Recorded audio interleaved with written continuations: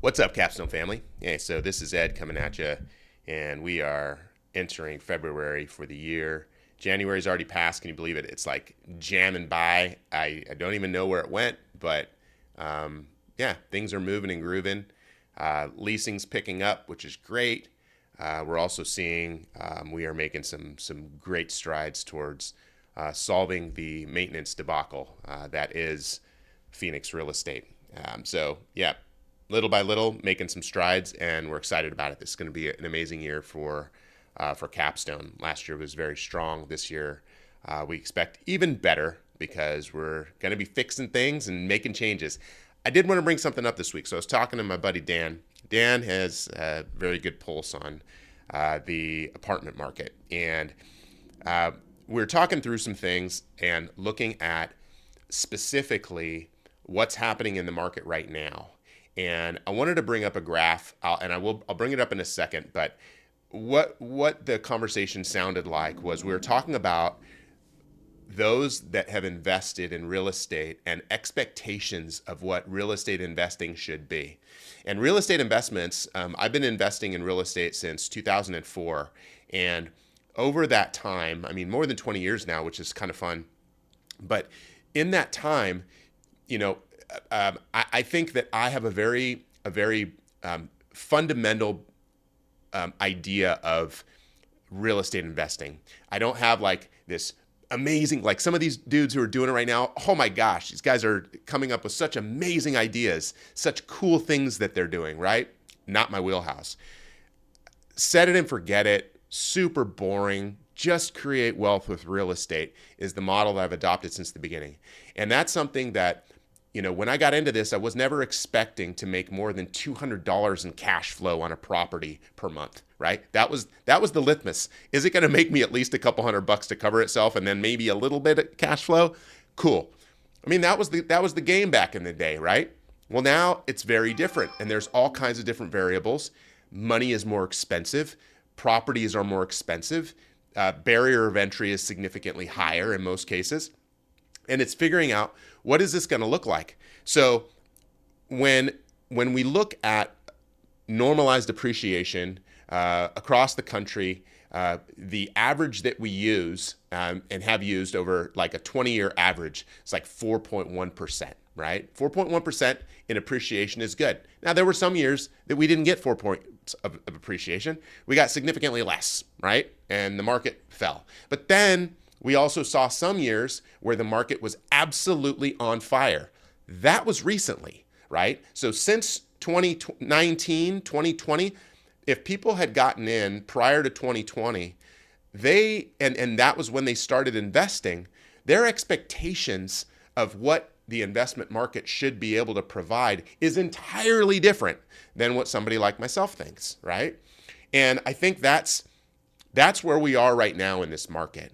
Is if people got into the market between 2020 and 2024 as investors, they are seeing a very different market, and they're having a very different experience from those that haven't. Not just from a financial side, of course they are, but just from an expectation side of, wait a minute, why isn't this property appreciating like at 22%? Why is it only appreciating at 1%?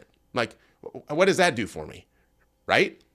So I think real estate investing shifted from the long ball, which the models in the past were long ball. This is paying your future self. Now, these savvy investors, some of them have created models that pay their current selves, like Airbnbs, short-term rentals, the hybrid models where they're renting by the room, right? That stuff, that makes more money than the stuff we do, but it's a lot more work, right? More work, more money. Less work, less money. And I think the old school model of investing in the long-term, unfurnished, just keep the place rented, keep it dialed, make sure that the numbers make sense, it's a different model than what we're seeing right now. So I wanted to get into this really quickly and just show, let's see this scene. All right. So this is one of the things that we post on our site, and this is average cumulative days in the market. And initially, I was like, hey, this to me is a good indicator of supply and demand. What does it look like? Now, right now, supply is pretty high. It is, let's see here. I'll scroll up to that one. Okay, so I'm up here and active listing counts for the year. So check it out. We've got down here in this trough, this was the beginning of the year. And if you see back here, the beginning of last year as well, we see this rise. Last year we saw this rise up until about May, and it flattened out. Why? Because people were getting out of the market around this time. A lot of owners, they listed their properties coming out of a previous pretty busy year and thought that they'd be able to continue to push the prices up. During this time, when we were selling properties during this time, we were continuing to push the prices up too. Then all of a sudden it slowed down and it stopped. Interest rates got a little bit worse. Things got a little bit, harder. And what everybody thought was going to be like this optimism of interest rates dropping didn't happen until here. This is when we started seeing a much better drop in interest rates, which then people got back on board, decided to list their properties again, and then again it dropped because it does seasonally. If you get on the market 45 days, you could take it off the market for 45 days and it'll renew as a refresh listing.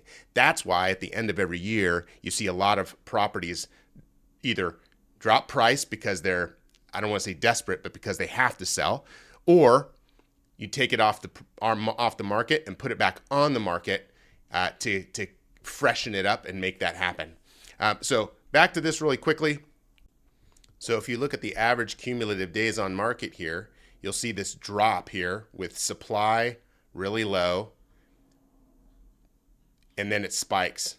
So what happens here, this is 2022, this is when interest rates rise. All of a sudden inventory spikes and owners realize, oh shoot, I got to lay off the gas and take this thing off the market because I'm not going to get the price that I was hoping for.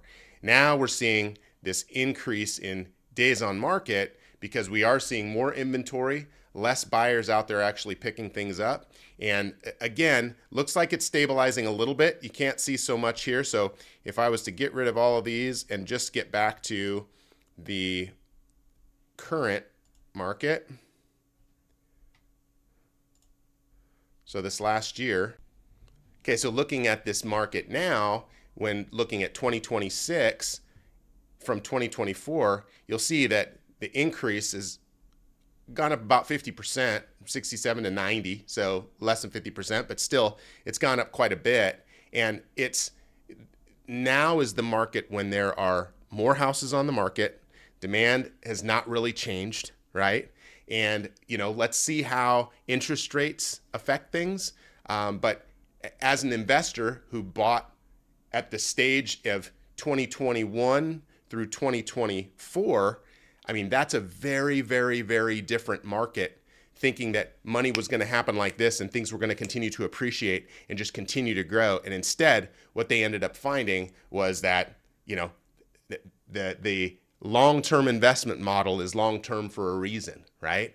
The short-term, great for short-term. Medium-term, there's even some of that stuff out there. That's awesome as well. But again, the long-term, the unsexy, that's something that, again, is not the market that is as sustainable in a time when you're buying between 21 and 24. So those people are either when they're looking to figure out what their options are, it's that you're going to sell it, sometimes at a loss. If you didn't put enough money down, you're paying the loss now.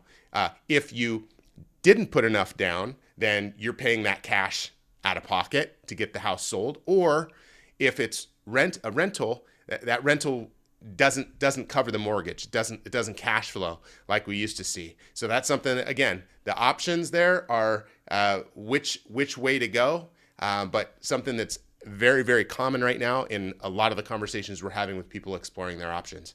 Hey, I hope this information is helpful. Please let me know what else we can bring up in the future that would add value to what you're currently looking to do. And I will talk to you next time. Thanks.